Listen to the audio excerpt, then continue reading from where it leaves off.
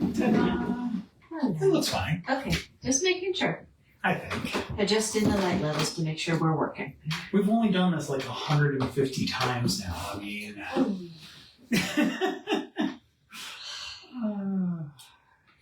Chris and I might be a little spicy. Oh, come on. We're fine, I think. I don't know. Are you fine? I'm fine. Everything's fine. Oh, damn. Oh.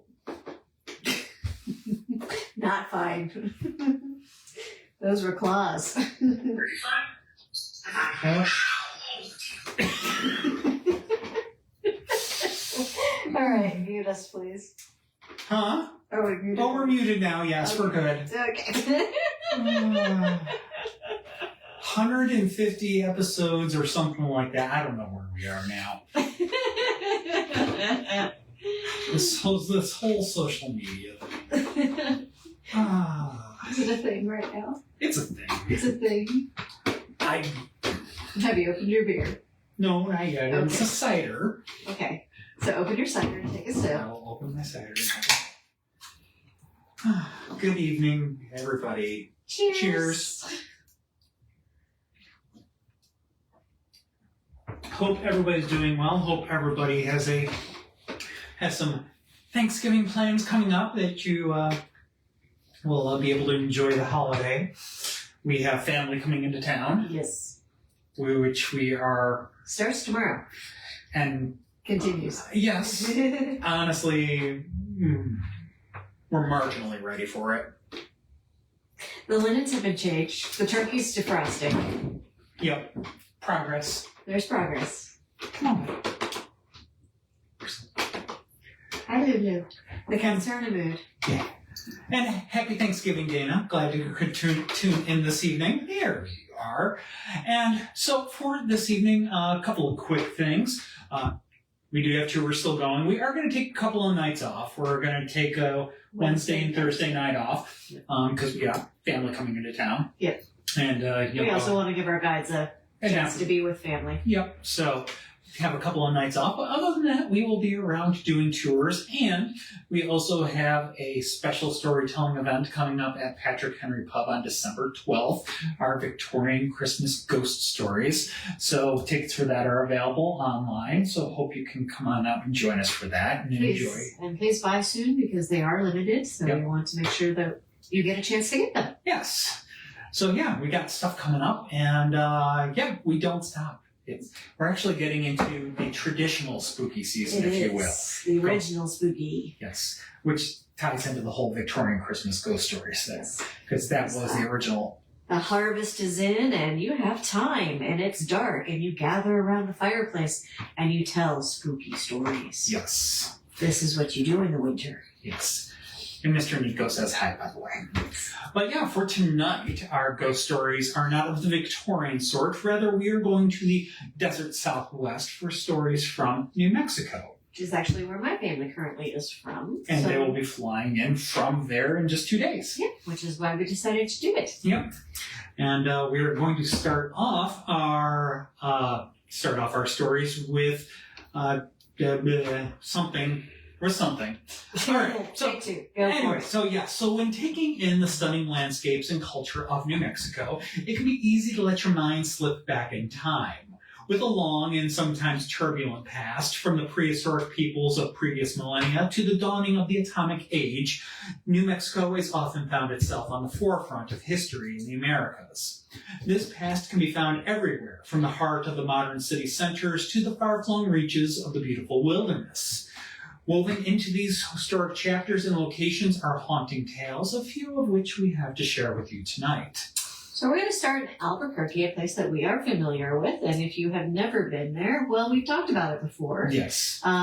We've talked about the Balloon Fiesta location. Which you just missed. It was about a month ago. Yeah. It's every October.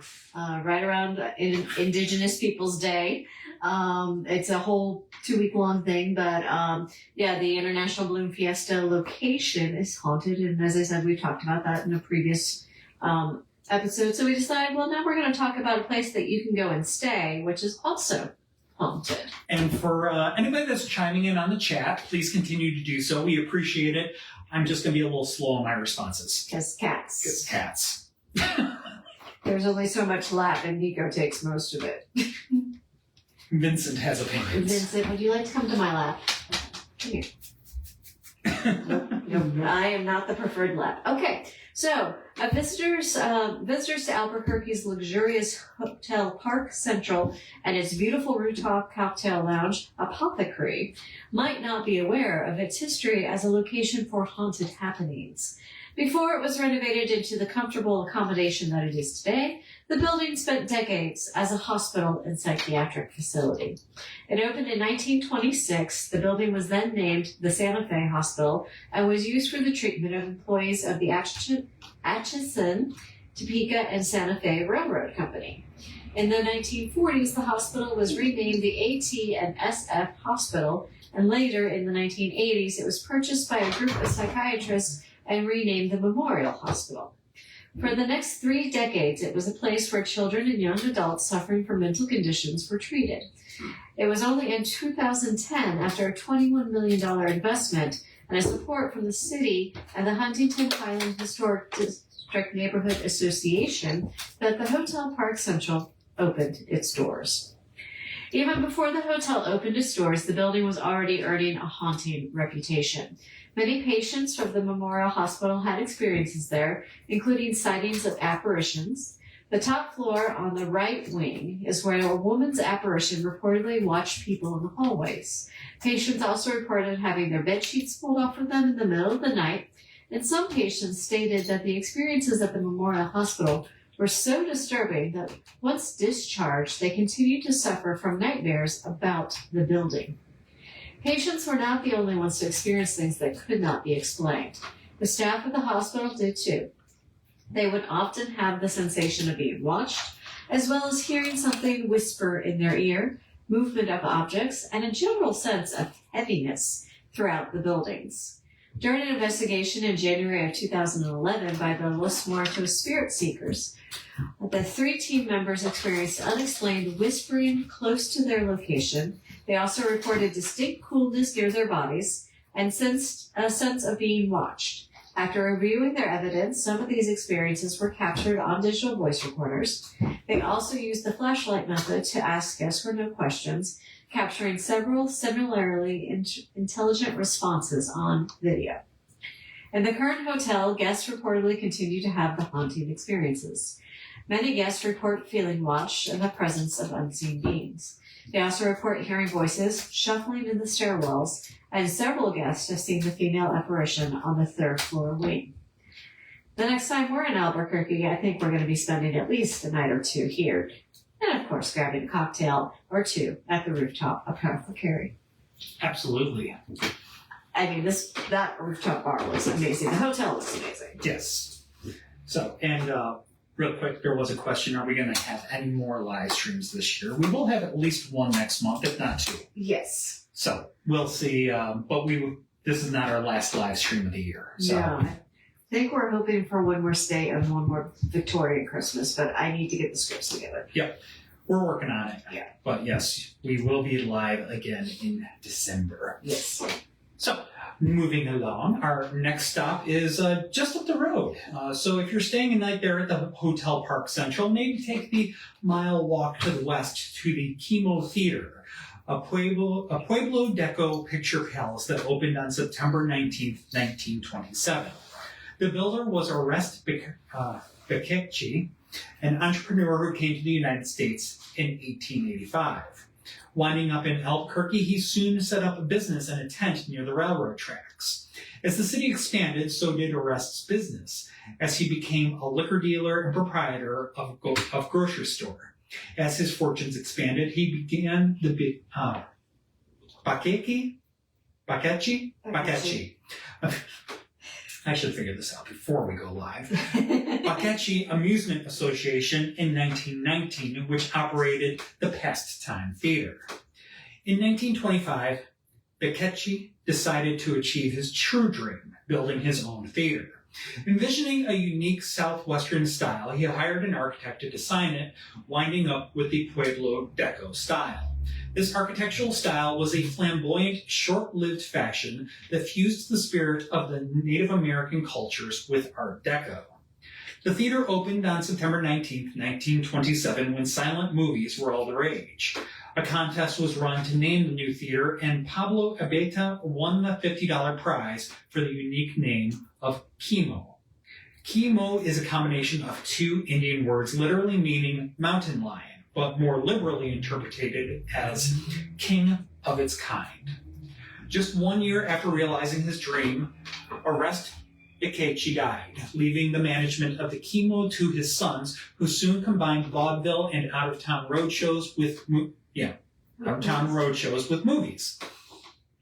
Over the years, the KiMo featured such stars as Vivian Vance, Gloria Swanson, Ginger Rogers, and many others.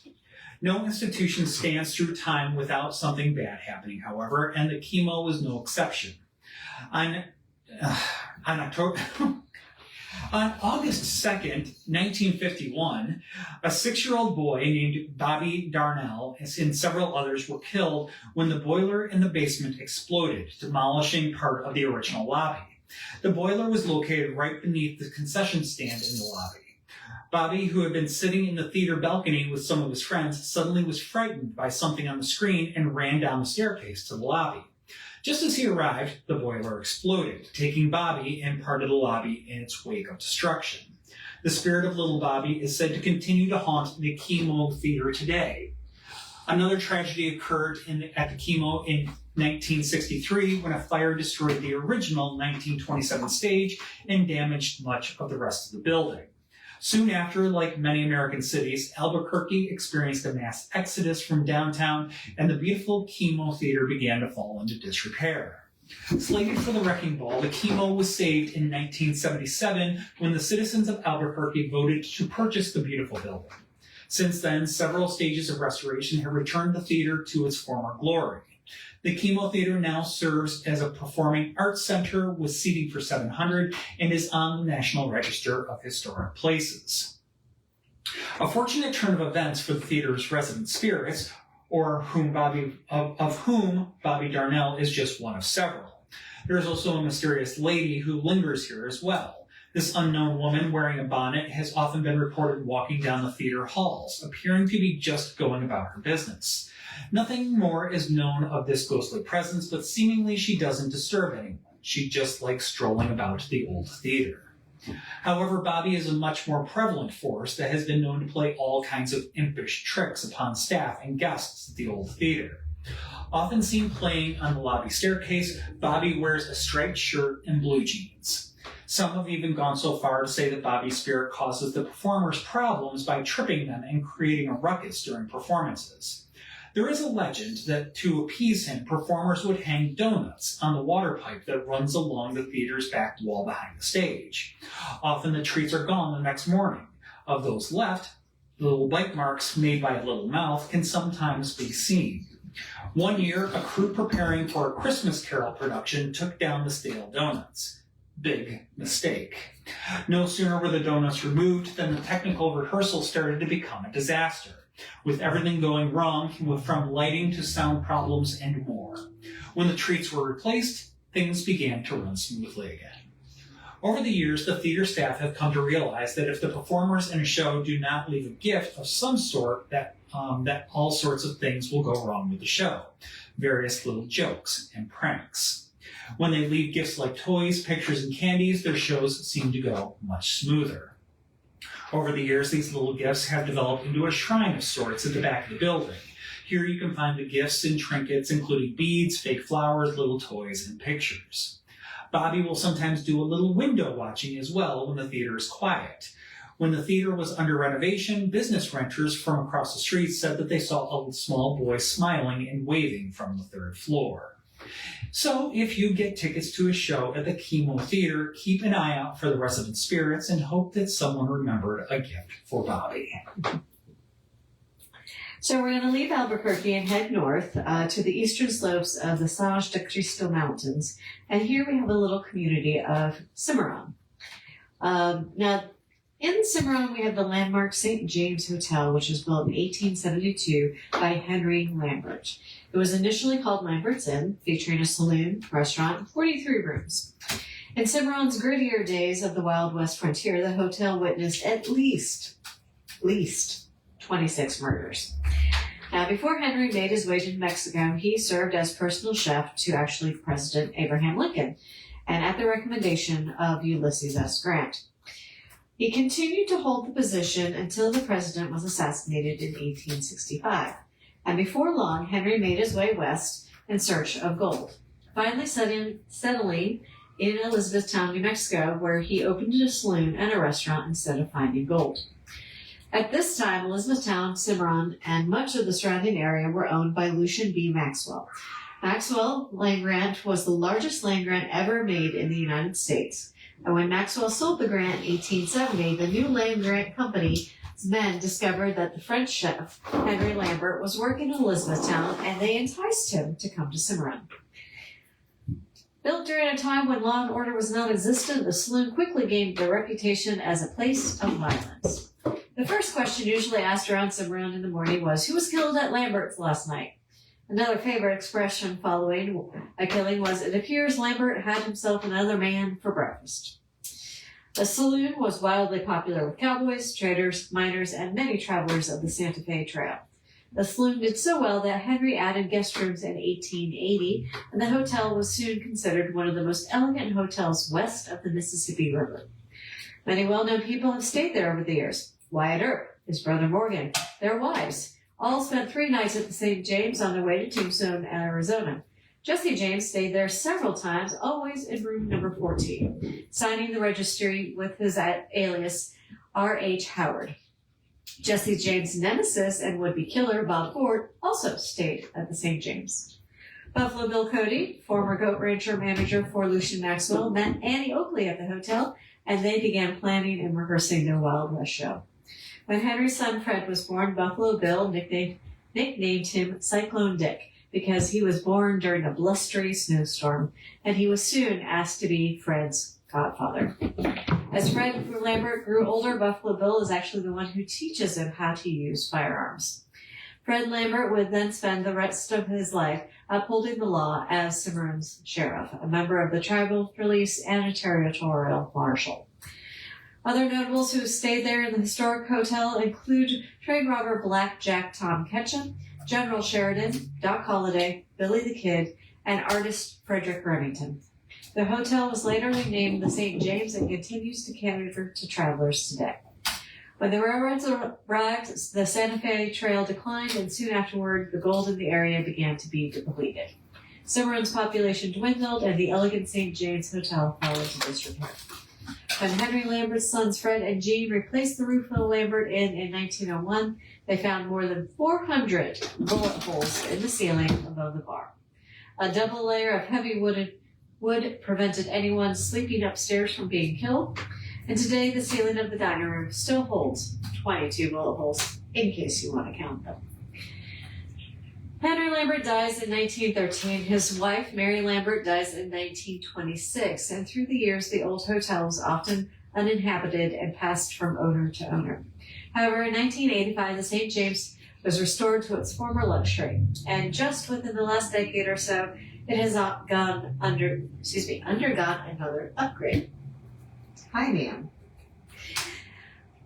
The St. James Hotel is said to be haunted by several restless spirits. Both the owners and the hotel guests will tell you that many unexplained events are said to haunt here.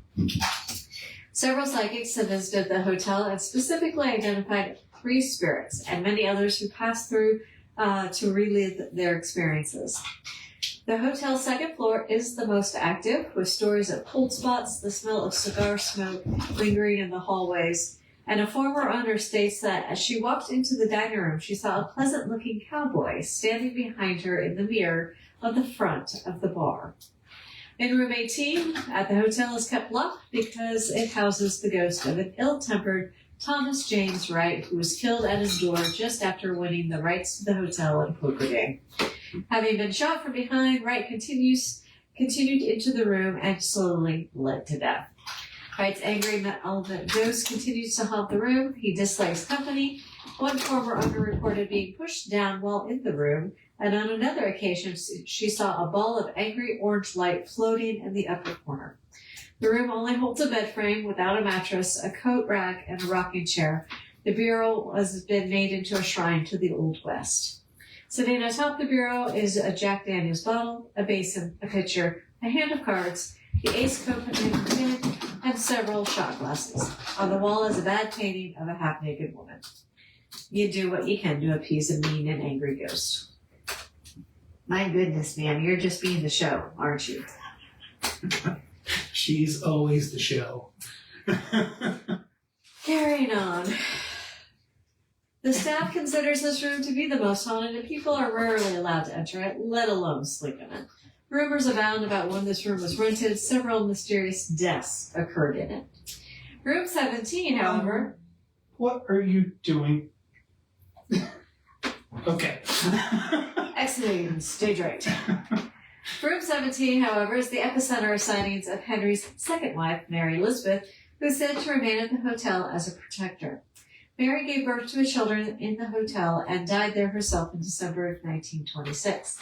Allegedly, Mary's rose-scented perfume can often be smelled in her old room. Sometimes an insistent tapping is heard when the window is open and will not stop till the window is closed. On other occasions, a milky, transparent woman can be seen in the hallways. Another old man has been seen at the hotel, nicknamed the Little Imp by the hotel staff. The spirit is very mischievous, constantly playing tricks, laughing at the staff. On one occasion, he is said to have stuck a knife in the floor between two owners of the old inn. However, he is often blamed for objects that mysteriously disappear, only to be found later in locations where they don't belong. Other unknown entities are said to roam the hotel, resulting in a range of paranormal activities. Staff report that items constantly fall off the walls and shelves, electrical equipment at the front desk behaves unpredictably, and others have reported cold spots throughout the historic inn, lights that seem to turn on by themselves, and feelings of being watched by unseen eyes. The cameras ceased to work inside the hotel, strangely returning to normal after leaving the St. James. Today, you can still stay in the St. James Hotel, but note the most recent ownership and change in the fall of 2024 has brought a change to the hotel's policies regarding the paranormal. While the owners acknowledge the St. James has a haunted legacy, they ask that such stories only be reviewed for historical purposes only. That said, they're still not willing to rent out room 18. Okay. I thought that was very interesting. I went on their website and found they have, all the paranormal investigators that have come through and, have a big reference to all that, but then at the bottom it's like, please watch these for historical reference only. It's like, all right, yeah, want to have your cake and eat it too. Yeah. But I guess that they're not too keen on having any new paranormal investigations going on there, which, all right, to each their own. But, yeah. It's like once it's out of the bag, it's hard to shove it back in. Yeah. Just saying. Yep. But, yeah. Funny enough, it's not a word. Funny enough, yeah, not willing to rent out room 18 still. So, yeah. Not a thing. Not happening. I will understand that sometimes some of the groups that come through are not the best of groups. No. So I can understand sometimes the hesitation. Yeah. Yeah, it's also the whole disrespectful angle. Yeah. It's a thing. I don't know. In any case. I do want to go to this next location. Yes. So this next stop got another resort and spa. This one is a community called Cloudcroft. And it's in southeast New Mexico. And this beautiful region is a tourist hotspot, renowned for its stunning landscape and its nearby skiing opportunities in the winter. The Lodge Resort and Spa is a historic place where guests can take in the landscape from its perch overlooking Cloudcroft and the Sacramento Mountains. The Lodge was originally built in 1899 and is found at an elevation of 9,000 feet. It's up there a bit. Little layer. Yep. It was opened to the public in 1906 and was rebuilt after a fire in 1911. Well-known people such as Pancho Villa, Judy Garland and Clark Gable have stayed here, as well as every New Mexico governor since 1901. The lodge is a 3-story Victorian-style mountain inn that is surrounded by huge pine trees and offers fantastic mountain scenery. The inn has stained glass windows, an outlook tower, a pond, and a waterfall. Inside, there is a 2-floor lobby with a fireplace. Visitors are greeted by a large stuffed bear, and each guest room has its own special design. The restaurant is named after the spirit that haunts the inn. Her pictures can be seen hanging on the walls throughout the inn, and her likeness can also be found on a stained glass window. At the inn, there is a Western saloon-type bar located in the basement, which is called the Red Dog Saloon. Here, customers can dance to live entertainment.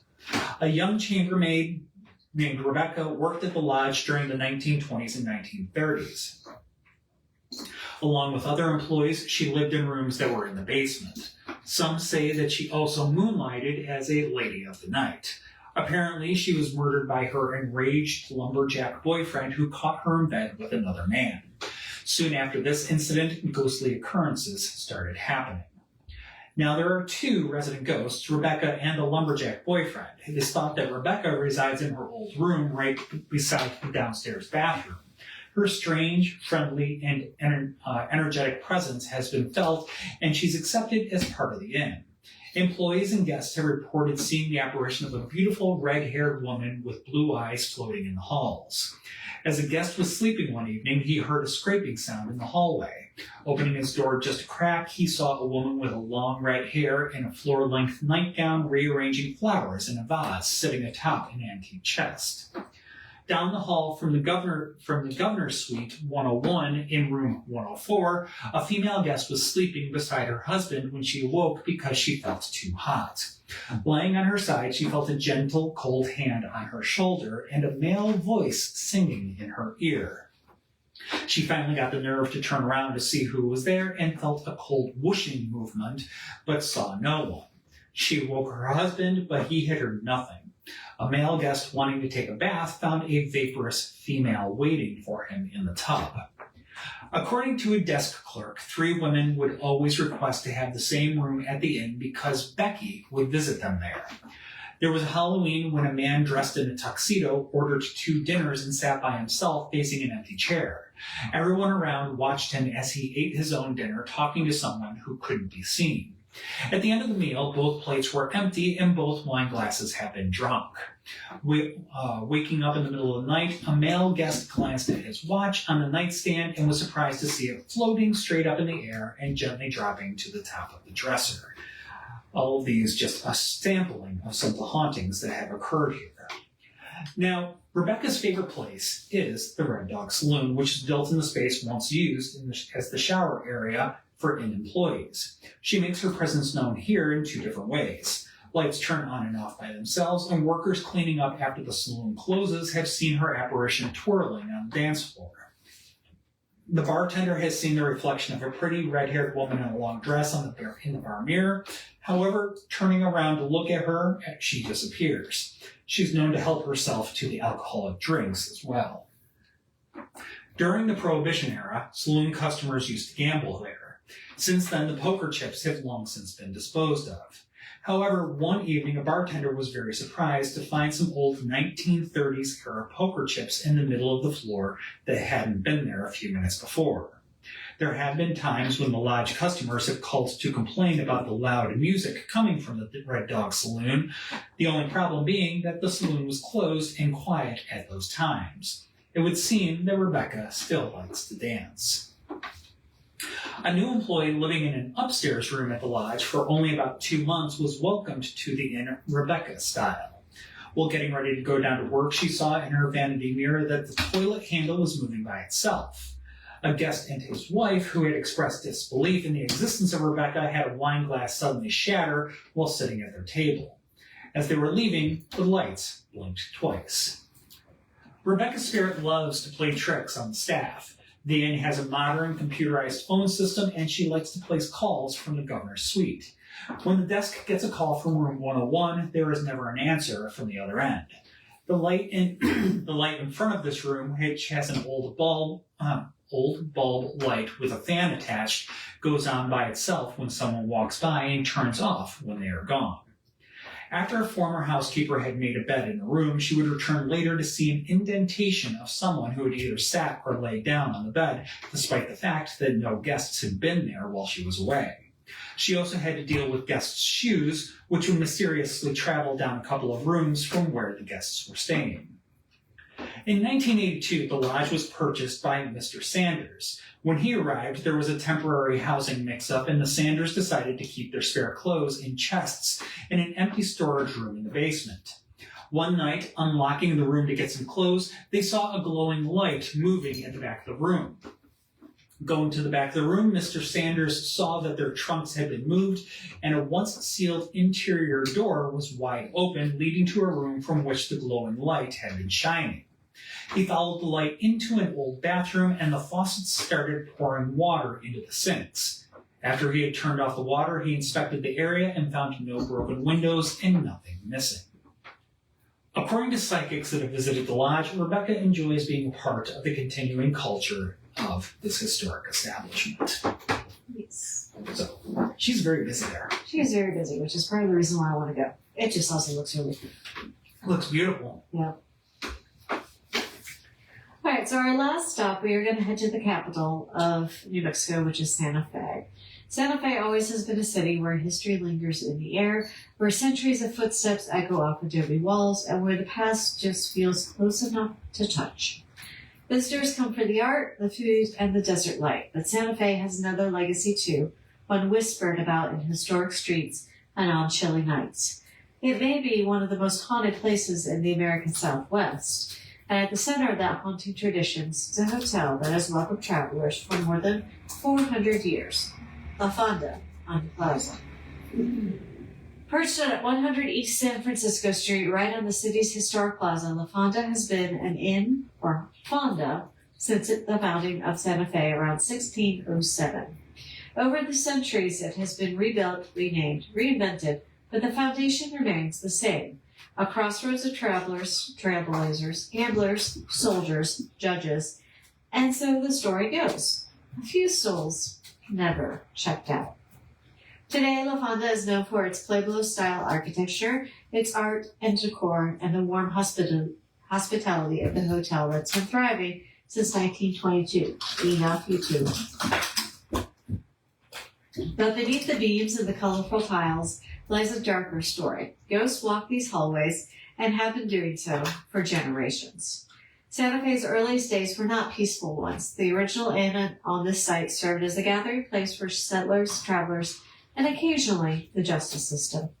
Local lore claims that the court was held inside the Adobe Hotel and that public executions took place in the lobby, bringing a grim finality to many early disputes. By the mid-19th century, the inn had become a rough-and-ready landmark along the newly established Santa Fe Trail.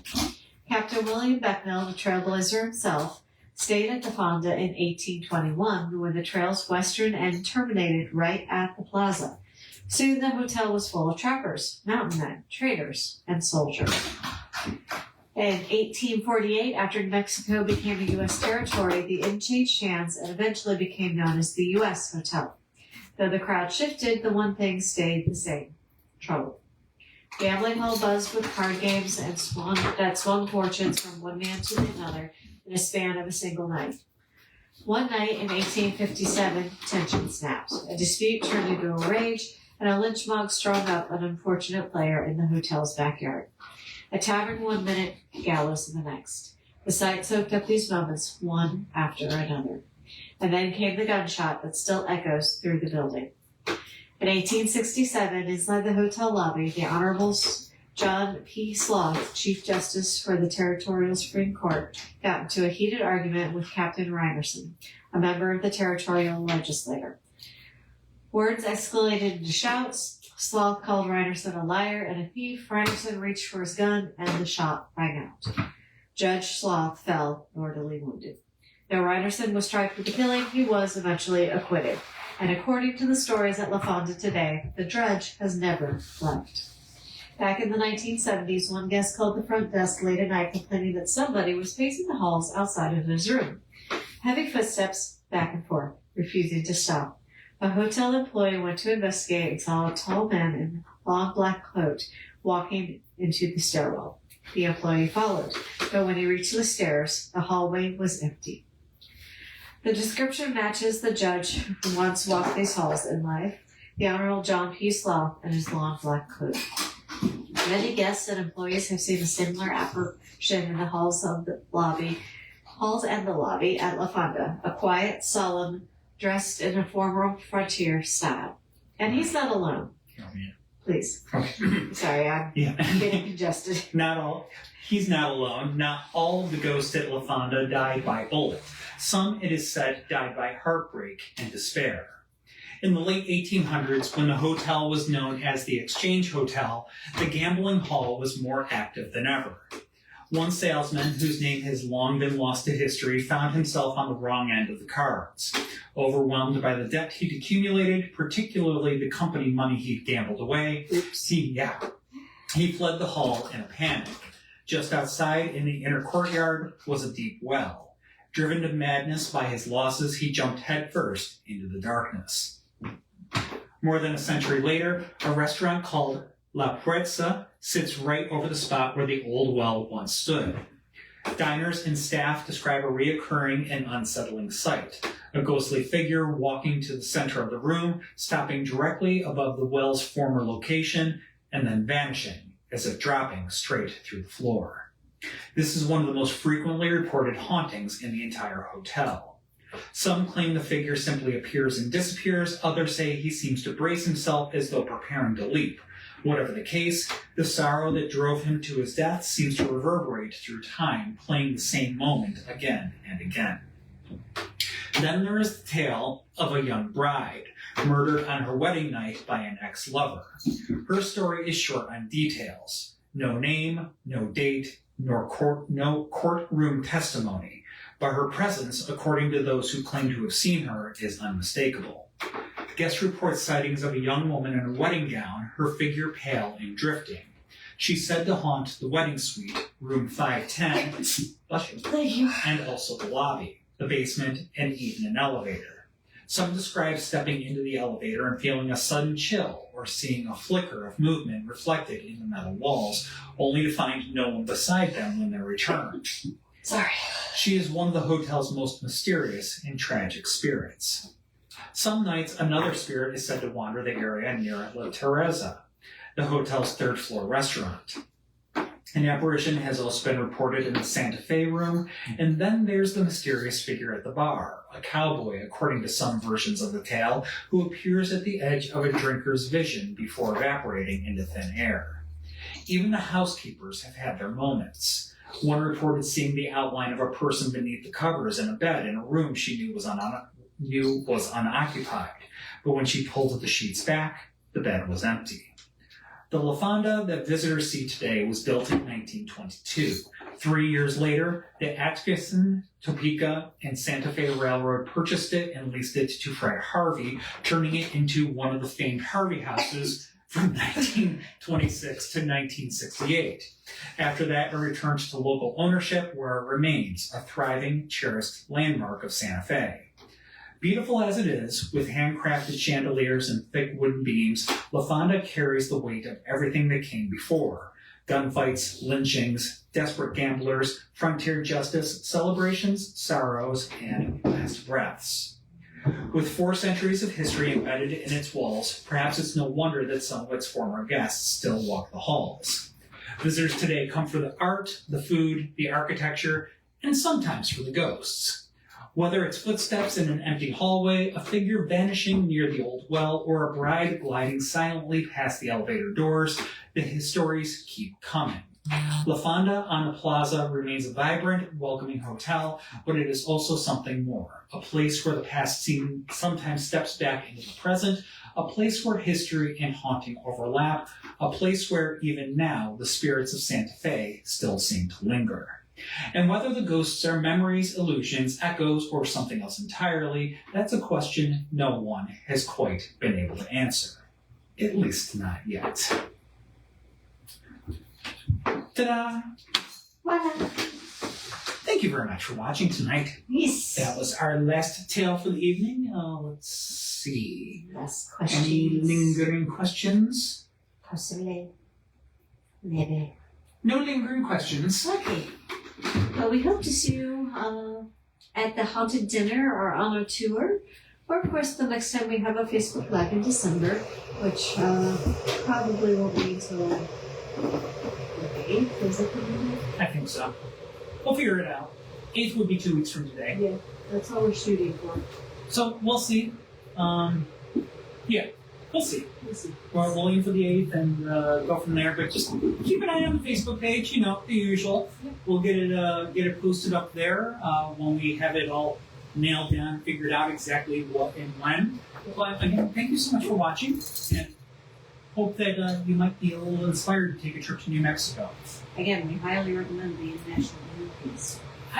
It's a beautiful state. Oh, it is. It's a gorgeous state to go explore at any time, but Fiesta is definitely a must bucket list. Yep. I do want to get to Santa Fe. That hotel sounds amazing. Yeah, that hotel sounds good. I mean, we've been to Santa Fe because that's where Meow lives. Yes, I know. But we haven't done like a nature. Right. Yeah. No, but I need to. All the hotels in this evening show sound amazing. Yes. So we got some hotel hopping to do in New Mexico. Oh darn. This kind of turned into a little bit of a Hotels of New Mexico episode. It did. It was very hotel heavy, but that's okay. Fascinating stories all the same. Yes. But now you know where you can stay when you go. And Patrick, thank you for throwing the link up there. Yep. Tickets for the tours, tickets for the haunted dinner, all there at hauntsofrichmond.com. And whoop, Hello. we got cats freaking out. We got a Lulu chasing a Vincent, which is not common. Patrick wants to hug the big teddy bear at the lodge. That's fair. I mean, And it's fair. very fair. I at least want to stroke it. He says, I wonder if ghosts get around by checking into hotels haunted and run by other ghosts. Maybe that's how Edgar Allan Poe's ghost gets around so much. Along with Theodore Javert. Yeah. I like that theory. I do like them. They probably have portals. You go through one door and it takes you to another hotel. I mean, there's something to portals. Portals are, yeah, spooky. Everything. I would love to have one set of those keys for, what was that? There's Red One. Where they go to toy stores and they use a special room closet door and they're in another country and another toy store. I would like those keys, please. That would be nice. I'm just saying. Teleportation. Maybe one day. But we digress. Yes, we have gone off onto what would be the one mutant power I would love to have, and that is teleportation.